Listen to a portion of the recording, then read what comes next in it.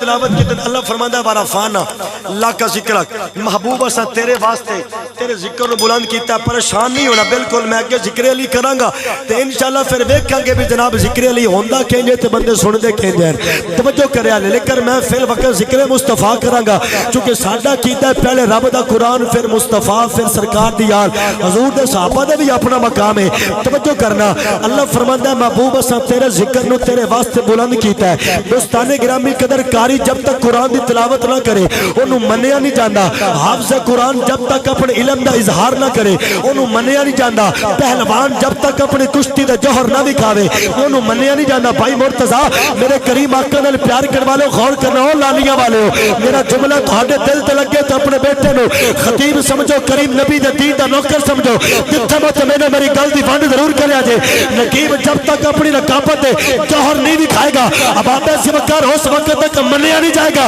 ہر بندہ اپنے تعارف دا محتاج ہے، لیکن آؤ اس کائنات کے اندر ایک حسین دا نام ہے، ایک زہرا دا باپ ہے، ایک ابو بکر دا حق ہے، ایک عمر فاروق دا مولا، عثمان و علی دا ملجا جڑا دھرتی دے بعد چایا ہے۔ رب نے عظمت ڈنکا ہو دا پہلے بیان فرمایا۔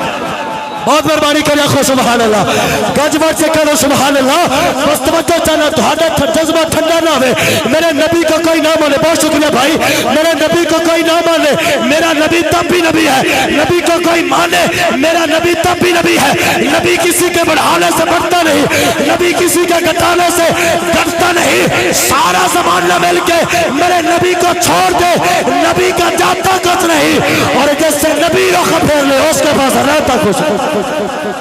بہت شکریہ کر پھر آخو سبحان اللہ۔